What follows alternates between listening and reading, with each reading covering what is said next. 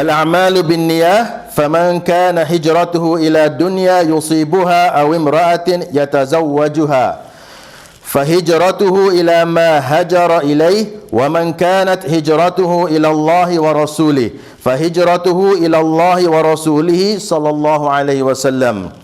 Narrated by Umar, I heard the Prophet Muhammad sallallahu alaihi wasallam says, the reward of deeds depends on the intentions. So whoever immigrated for the worldly benefits or to marry a woman, his immigration was for that for which he immigrated for. But whoever immigrated for the sake of Allah and His apostle or His messenger, his immigration is for Allah and His messenger. So brothers and sisters, this well-known hadith from Umar radiallahu anhu is one of the most important hadith in our deen. Imam Abu Dawud said that this hadith is literally half of Islam. He said that the deen can be divided into two categories: internal actions, which is intention or niyyah, and the external actions, which is what we see in our eyes. Imam Ibn Hanbal said that 1/3 of knowledge is in this hadith. This hadith is so important that many scholars choose to start their books with it, and it also the reason why I have chosen this for the first khutbah in this blessed month of Ramadan. So brothers and sisters, this hadith is very important. You open up any book of hadith, the first hadith is always about the intention or the niyyah. So brothers and sisters, why this hadith is so important? So the scholars explain that niyyah or intention is important because it distinguishes the acts of ibadah from other actions.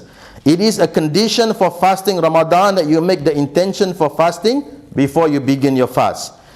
Because there are other people in this blessed month of Ramadan who are also not eating and drinking, but they will not earn the blessings of this month because they do not have the intention to fast for Ramadan. Rather, they are staying away from food and drink because they are dieting and want to lose weight, or maybe the doctors put them nail by mouth not to eat because they're having surgery. So they will not be rewarded, they will not get the reward of Ramadan, even if they are also staying away from food and drink like we are. So the scholars also mention that the second aspect of niyyah or intention is that it is for distinguishing acts of ibadah for Allah alone. This is what I want to focus on in today's khutbah. If we do not perform our actions with sincerity, with ikhlas, with the intention to please Allah and Allah alone, they will not get rewarded, no matter how good the action was. No matter how much money you spend that you say for the sake of Allah, if you have the wrong intention, on the day of judgment you will stand before Allah and it's empty. It will be zero. قُلْ إِنِّي أُمِرْتُ أَنْ أَعْبُدَ اللَّهَ مُخْلِصًا لَهُ الدِّينَ. Say, I am commanded to worship Allah, being sincerely devoted to Him alone. Allah is commanding us to worship Him alone with sincerity, with ikhlas. Every act that we do, our salah, our charity, our fasting, it should only be for the sake of Allah and Allah alone, with the intention to please Allah alone. In Surah Insan, Allah says in the Quran about, there's some people in Jannah when they were asked, إِنَّمَا نُطْعِمُكُمْ لِوَجْهِ اللَّهِ لَا نُرِيدُ مِنْكُمْ جَزَاءً وَلَا شُكُورًا. Saying to themselves, this is the people of Jannah. They say, we feed you only for the sake of Allah, seeking neither reward nor thanks from you. إِنَّا نَخَافُ مِنْ رَبِّنَا يَوْمًا عَبُوسًا قَمْطَرِيرًا. We fear from our Lord a distressful day, on the day of judgment. So they gave the food. So these people of Jannah, they gave food to the people only seeking to please Allah and Allah alone. They didn't do it to feel good about themselves, for people to think good of them. They don't do it because of it's a marketing effort. They did it with sincerity for the sake of Allah and Allah alone. Have you, including, this is a reminder for myself, have we ever stopped and asked ourselves, why are we fasting today? Why do you fast in the month of Ramadan? Are you fasting because everyone else is fasting? All the family members are fasting. All your friends are fasting. so you also fast? Or are you fasting because you think it's a good idea so that you can lose some weight? And you've eaten too much food throughout the year, so the month of Ramadan came, so it's a good chance, a good opportunity to lose some weight. And you know what, brothers and sisters, intermittent fasting has become so common now in order for someone to lose weight. And alhamdulillah, so are we also fasting for children? Are we fasting because our parents told us to do so? So if you don't fast because your parents told you to do so, you'll get into trouble. So think about it. Think about it, brothers and sisters. Why do we fast in this month? What is your intention when you fast? If your intention is not to seek the pleasure of Allah subhanahu wa ta'ala, then you will not enjoy the sweetness of Ramadan. One of the hadith, رُبَّ صَائِمٍ لَيْسَ لَهُ مِنْ صِيَامِهِ إِلَى الْجُوعِ وَرُبَّ قَائِمٍ لَيْسَ لَهُ مِنْ قِيَامِهِ إِلَّا السَّحَرِ. Narrated by Abu Hurairah, there are people who fast and get nothing from their fast except for hunger. And there are those who pray and get nothing from their prayer but a sleepless night. So there are people who go through Ramadan and they feel nothing but thirst, hunger and tiredness. They feel nothing in their hearts. They feel that Ramadan is a burden, something that they must endure.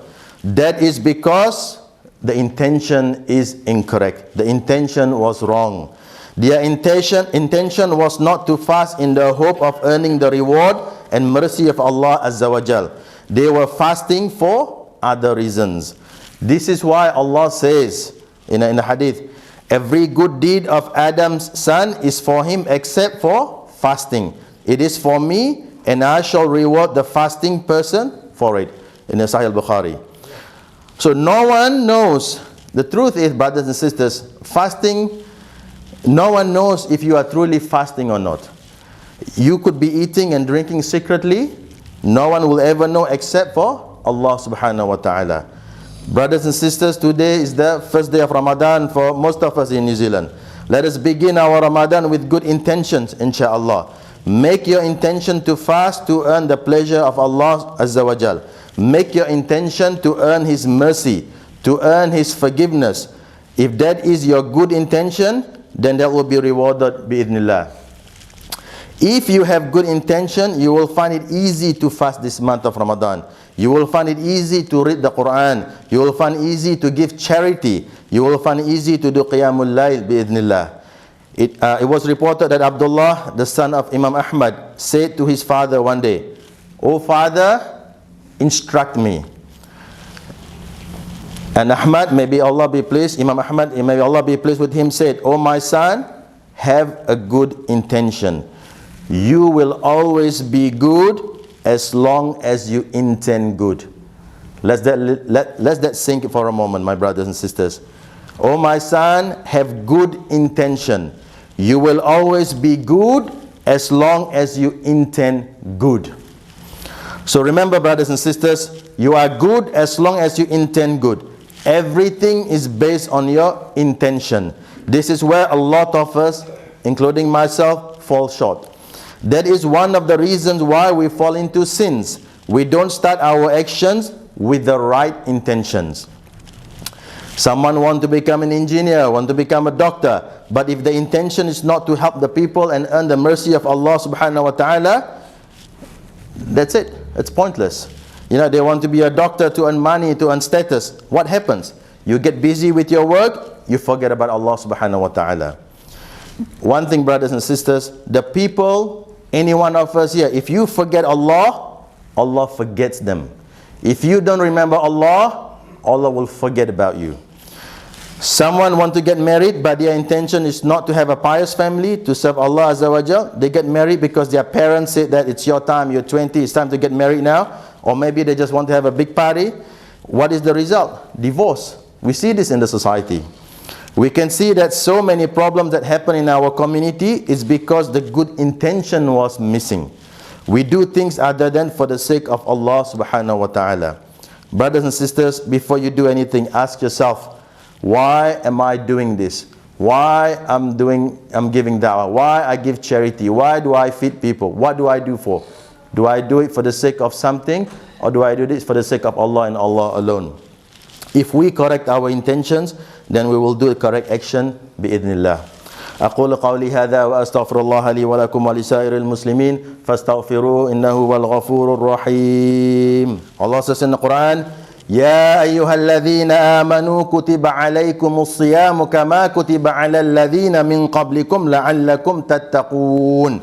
O believers, fasting is prescribed for you as it was for those before you. So perhaps you will become mindful of Allah. You have taqwa of Allah. In this verse of the Quran al-Kareem in Surah Al-Baqarah, Allah tells us the reason why we fast in the month of Ramadan. The first one, that the fasting was prescribed for those who are before us. So before the Ummah Muhammad sallallahu alaihi wasallam, you know, as we know, Prophet Dawood, for example, he used to fast on alternate days. So the people before us, before Ummah Muhammad sallallahu alaihi wasallam, there are people, they also used to fast. And we also to fast. Why? Because the second part is because of taqwa. So some of the scholars, they define the word taqwa as performing the commandment of Allah and avoiding His prohibition. So you perform everything that Allah commanded, and then you avoid everything that Allah has told you to stay away from. Why? Hoping for a reward from Him, and at the same time, you fear the punishment of Allah subhanahu wa ta'ala. So another Ali radiallahu anhu, he mentioned something as well. He defined the word taqwa in a slightly different way. He said, taqwa is al-khawfu min al-jalil wal-amali bil-tanzil wal-rida bil-qalil wal-istiqdalu li-yawm al-rahil. So the first part, so there are 4 points there that Ali defined it as. Al-khawfu min al-jalil, fear of Allah. Right? You fear of Allah. So brothers and sisters, when we say we fear of Allah, doesn't mean we just scared of Allah and scared of Allah. But the component of fear here is like we have a fear of Allah, we also have hope, and we know that Allah have mercy. We have to have hope and mercy at the same time. So it's not just fear for the sake of fear, but we also have hope and mercy. We know that Allah is merciful as well. So in Islam, it's not just about love and mercy. It's also fear of Allah. We have to have a fear of Allah. So al-khawfu min al-jalil wal-amal bit-tanzil, and acting upon the tanzil, which is the revelation, the Quran that we recited daily, and the Sunnah of Muhammad sallallahu alaihi wasallam. That's the revelation. So the first component, we fear of Allah, and when we say fear, we have hope and mercy at the same time. And number two, we say that we follow tanzil, which is we follow the revelation from the Quran and the Sunnah of Muhammad sallallahu alaihi wasallam. And the third component, war-rida bil-qalil. We content with whatever little we have. We content with qalil. So whatever we have, we content with that. And the fourth part, wal-ista'dalu li-yawm al-rahil, and preparing for the day of rahil, which is to journey away from this world. So that's the 4 components that Ali defined the word taqwa. So I'm just going to repeat it again because I think this is quite practical for all of us. We have to have, number 1, fear of Allah. We have to have a fear, hope and mercy. And number 2, we have to follow the revelations, the Quran and the Sunnah of Muhammad sallallahu alaihi wasallam. And we know that, for example, the Prophet Muhammad sallallahu alaihi wasallam said many times, towards his end of life, if you were to follow the Quran and Sunnah, you will not be led astray. Right? And number 3, we gotta be content whatever little we have. We have to be content. Then we don't have this fear, jealousy and all those things at the same time. And number 4, we know that every time we live in this life, whatever we do in this life, we are preparing ourselves to the permanent life, which is the life in the hereafter. So if we have the fear of punishment, we have a fear of punishment of Allah Azza wa Jalla, we'll follow the Quran and Sunnah. Now, may Allah make us of those who are mukhlisin, who have ikhlas. May Allah make us of those who are muttaqun, who have taqwa. Ameen. Brothers and sisters, just one more part. When I mentioned in the first part of the khutbah about if you forget Allah, Allah will forget you. And this is something that I like to, that I keep telling myself. For example, all of us know Salahuddin al-Ayyubi. All of us know that name. Everyone knows, in any part of the world, we all know that name. Do you know at the same time of Salahuddin al-Ayyubi, there were many also Muslim leaders at that time. But none of us will not be able to count them. There were many of them, 6, 7, 8, more than that of them. But Allah forget them because they forget Allah. And only Salahuddin al-Ayyubi who put the effort on that time. So this is very, very important. And another thing that I want to mention is, with regards to the intention, brothers and sisters, this is actually, the more you reflect upon this hadith, the more scared you become. Just imagine everything that we do in this life, every good deeds that we do in this life, every money that we spend, that we say, oh, we do this for the sake of Allah, everything for the sake of Allah.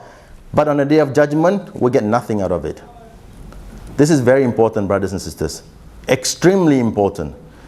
Extremely important. And that's why the scholars, they put this hadith, the first part, in the beginning of the book. Without the right intention, whatever you do, how good it is you do, how much effort you put, Allah, you will not be rewarded for that. So by understanding this hadith, if we were to just reflect upon this hadith in this month of Ramadan, every day when you wake up in the morning and think about this hadith, think about this. So everything that we do, the charity, the money that we give to the poor, whatever we do we do it for the sake of Allah? Do we? Because you will not be rewarded if it's not for the sake of Allah. And Allah reminded us this many, many times.